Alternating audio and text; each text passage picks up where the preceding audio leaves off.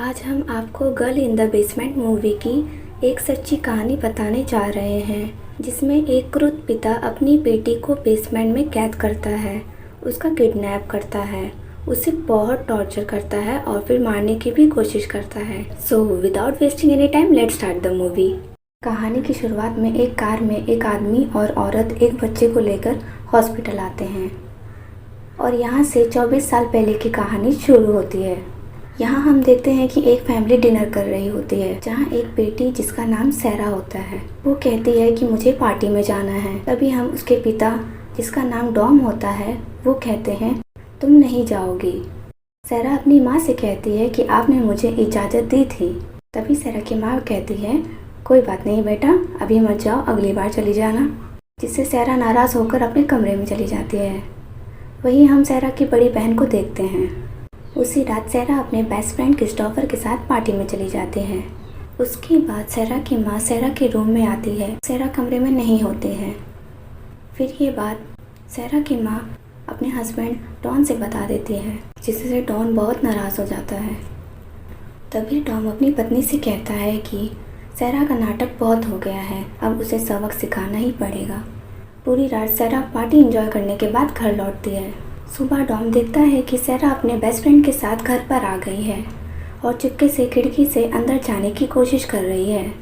तभी डॉम कहता है खिड़की से आना बुरी बात है, दरवाजे से अंदर आ जाओ। डॉम कहता है कि तुम मेरी बात ना मानकर तुम मेरी बेइज्जती कर रही हो।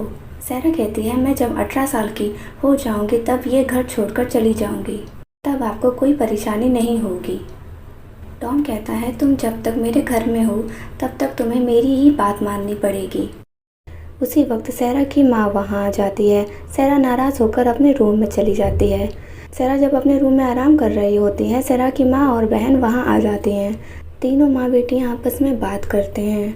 सैरा उन्हें बताती है कि 3 महीने बाद मैं 18 साल की हो जाऊँगी। मेरा एक बचपन का फ्रेंड है, मैं उसके पास चली जाऊँगी, मैं उसके साथ रहूँगी और अपनी लाइफ को एंजॉय करूँगी। फादर डॉम सारी बातें सुन रहा होता है। फिर सैरा के फादर बेसमेंट में एक सीक्रेट रूम को ओपन करता है। इसके बाद डॉम वेट कर रहा होता है जब सैरा 18 साल की हो जाएगी। फिर हमें सीधा 3 महीने के बाद का सीन दिखाया जाता है, जहाँ पर सैरा को दिखाया जाता है जो अपने बेस्ट फ्रेंड क्रिस्टोफर से बात कर रही होती है। सैरा की माँ और सिस्टर घर पर नहीं होते हैं। सैरा और उसके फादर घर पर अकेले होते हैं। टॉम सैरा को कहता है तुम फ़ोन रखो, मुझे तुमसे काम है, जल्दी चलो। टॉम कहता है ये बक्सा बेसमेंट में रखना है। दोनों उस बक्से को उठाकर बेसमेंट में ले जाते हैं। टॉम उस सीक्रेट रूम को ओपन करता है। टॉम सैरा को बताता है ये सीक्रेट रूम जो वर्ल्ड वॉर 2 में बनाया गया था। सैरा उस सीक्रेट रूम को देखकर शॉक हो जाती है। टॉम सैरा को बातों में उलझाने की कोशिश करता है। फिर टॉम जल्दी से रूम लॉक कर देता है। सैरा कहती है कि डॉम तुम ये क्या कर रहे हो, मुझे बाहर निकालो। सैरा हेल्प के लिए ज़ोर ज़ोर से चिल्लाती है, लेकिन डॉम को उस पर तरस नहीं आता और वो चला जाता है। दरवाज़ा खोलने के लिए एक कीपैड लगा होता है, जिसमें पासवर्ड डाल के दरवाज़ा खोला जाता है। जैसे ही वो 2 या 3 बार गलत पासवर्ड डालती, तभी कमरे का फ़ैन और लाइट बंद हो जाता है। फिर सैरा उस बक्से को खोलकर देखती है कि उसमें क्या है। उस बक्से में सैरा का सारा ज़रूरी सामान होता है, जो इस जगह पर रहकर सैरा को काम आने वाला था। सारे सामान को देखकर ऐसा लग रहा था कि सैरा यहीं रहने वाली है। वो बार बार चिल्लाकर सभी से हेल्प मांगने लगती है। डॉन देखता है उसकी आवाज़ बाहर तक आ रही है और इसलिए वेंटिलेशन विंडो को भी बंद कर देता है और अब वो रूम से कोई आवाज़ बाहर नहीं जा सकती थी। सैरा की माँ को सैरा की बहुत फिक्र होती है। ऐसे ही एक दिन गुजर जाता है। दूसरे दिन भी सैरा हेल्प के लिए चिल्लाती है। तभी उस दरवाजे को खोलकर डॉन अंदर आता है और सैरा उसे ज़ोर से पुश करके वहाँ से भागने की कोशिश करती है, लेकिन सैरा देखती है बाहर का दरवाज़ा भी बंद है। तब डॉन सैरा को वापस रूम में ले आता है और वो सैरा पर काफ़ी गुस्सा भी करता है। डॉन उससे कहता है कि अगर तुम मेरी बात मानोगी तो मैं तुम्हें बहुत जल्द यहाँ से आज़ाद कर दूँगा, लेकिन सैरा उसकी ये बात नहीं मानती, जिसकी वजह से डॉन को फिर से उस पर गुस्सा आ जाता है और वो सैरा के साथ ज़बरदस्ती कर देता है। इसके बाद सैरा की हालत ख़राब होने लगती है और उसे वॉमिट होने लगता है। फिर एक हफ्ते बाद पुलिस भी सैरा को ढूंढने के लिए इन्वेस्टिगेशन कर रही होती है। डॉन कहता है कि सैरा हमसे दूर कहीं बाहर चली गई है क्योंकि वो हमसे अलग होकर लाइफ स्पेंड करना चाहती थी। सैरा की माँ कहती है कि वो सिर्फ ऐसा कहती थी, उसने ऐसा करने का कभी सोचा भी नहीं था। पुलिस ऑफिसर कहता है कि हमें सैरा का वेट करना चाहिए, क्या पता वो कांटेक्ट करे। दूसरी तरफ सैरा अपने फादर के इस हरकत पर काफ़ी दुखी होती है, वो काफ़ी अपसेट होती है। फिर एक दिन क्रिस्टोफर सैरा का पता करने के लिए उसके घर पर आता है।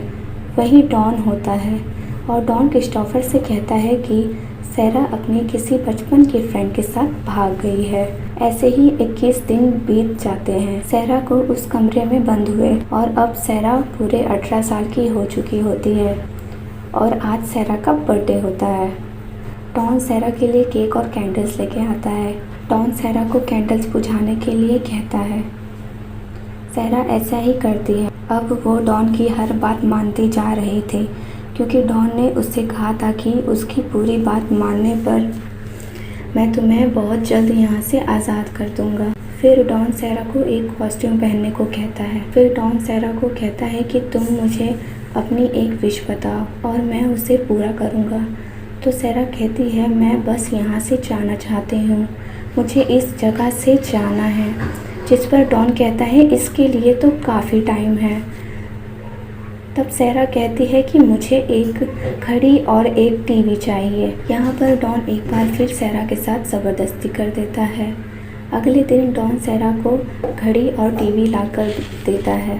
सैरा फूड कैन की मदद से अपना एक हथियार बनाती है। फिर वो डॉन को उसके करीब आने को कहती है, लेकिन डॉन सैरा के इरादे समझ चुका था कि वो क्या करने वाली है, जिसकी वजह से डॉन सैरा को इतना पीटता है कि उसका हाथ भी तोड़ देता है। ऐसा करते करते 1 साल गुजर जाता है। फिर दिखाया जाता है कि सैरा प्रेग्नेंट होती है। तभी अचानक सैरा को पेन होने लगती है और सैरा एक बेबी को जन्म देती है। सैरा की बेटी को देखकर डॉन बिल्कुल भी खुश नहीं होता है और अब ऐसे ही 4 साल गुजर चुके हैं। सैरा की माँ सैरा को बहुत मिस करती है। यहाँ हम देखते हैं सैरा एक बार फिर प्रेग्नेंट हो चुकी है। डॉन अपनी वाइफ को बताता है मेरी प्रमोशन हो चुकी है। फिर सैरा की माँ कहती है हमें एक इन्वेस्टिगेटर हायर कर लेना चाहिए जो सैरा को ढूंढने में हमारी मदद करेगा। ये बात सुनकर डॉन को गुस्सा आ जाता है और वो साफ इनकार कर देता है और वहाँ से चला जाता है। डॉन जो टीवी सैरा के लिए लाया था उसे सैरा और उसकी बेटी देख रहे होते हैं। कुछ दिन बाद सैरा को एक बेटा होता है। एक दिन सैरा की बेटी बीमार हो जाती है। फिर डॉन उसे मेडिसिन ला कर देता है। एक बार फिर क्रिस्टोफर सैरा के घर आता है और वो सैरा की बहन से मिलता है। क्रिस्टोफर सैरा की बहन से वो सारी बातें कहता है जो उसे डॉन ने कहा था। वो बताता है डॉन ने उससे कहा था कि सैरा अपने किसी बचपन के फ्रेंड के साथ भाग गई है। सैरा की बहन कहती है मुझे तो लगता है डॉन ने ही कहीं सैरा को छुपा रखा है, लेकिन कभी कभी मैं ये भी सोचती हूँ कि सैरा हमसे दूर खुद ही चली गई है। इसके बाद हम देखते हैं कि सैरा तीसरी बार प्रेग्नेंट हो चुकी है। सैरा की माँ और डॉन के बीच में बहुत बहस होती है। सैरा की सिस्टर डॉन से कहती है आप हमेशा सैरा पर गुस्सा हुआ करते थे। इन सब के बीच बहस काफ़ी बढ़ जाती है जिससे सैरा की माँ गुस्सा होकर चली जाती है। फिर डॉन मनाने के लिए पीछे चला जाता है। डॉन के पॉकेट से बेसमेंट की कीज गिर जाती है। सैरा की सिस्टर उस की को उठा लेती है और वो चुपके से बेसमेंट में जाती है। वहाँ जाकर वो अलग अलग बहुत चीज़ों को देखती है। उन चीज़ों को देखकर उसे समझ नहीं आ रहा आखिर ये चीज़ें यहाँ क्यों है। फिर उसी वक्त टॉम वहीं आ जाता है और वो उस पर गुस्सा होता है और उसे वहाँ से भेज देता है। इसके बाद हम देखते हैं कि सैरा के तीसरे बच्चे का जन्म हुआ होता है। वो एक लड़का होता है। सैरा डॉन से कहती है मेरे इस बच्चे को तुम बाहर ले जाओ, ये बच्चा तुम मेरी माँ के पास ले जाओ और उन्हें दे देना। फिर डॉन सैरा की बात मान जाता है और फिर वो उस बच्चे को अपने घर के बाहर रख देता है। सैरा की माँ उस बच्चे की आवाज़ सुनकर बाहर आती है। फिर उसे उस बच्चे के साथ एक लेटर मिलता है जिस पर सैरा ने लिखा होता है, मॉम ये मेरा बच्चा है, मेरी फाइनेंशियल कंडीशन ठीक नहीं चल रही है, मैं इस बच्चे को नहीं पाल सकती, इसलिए आप इसे रख लीजिए। फिर सैरा की माँ उस बच्चे को अपने साथ ले जाती है। तभी डॉन वहाँ आ जाता है। उसे वहीं पर एक और नोट लिखा हुआ मिलता है जिसमें सैरा ने लिखा था, डैड ने मुझे बेसमेंट में कैद कर रखा है। फिर डॉन को ये लेटर पढ़कर सैरा पर बहुत गुस्सा आता है और एक बार फिर वो सैरा के साथ ज़बरदस्ती कर देता है। इसके बाद काफ़ी सालों बाद का सीन दिखाया जाता है जहां हमें दिखाया जाता है सैरा के बेटी और बेटा दोनों बड़े हो चुके होते हैं। एक दिन डॉन सैरा की बेटी को गंदी नज़रों से देख रहा होता है, लेकिन डॉन सैरा के बुरे इरादे जानती थी। वो समझ गई थी डॉन की गंदी नज़र अब उसकी बेटी पर है। सैरा अपनी बेटी के लिए काफ़ी परेशान रहती है क्योंकि उसकी बेटी को अस्थमा था। एक दिन सैरा देखती है छत पर से पानी टपक रहा है।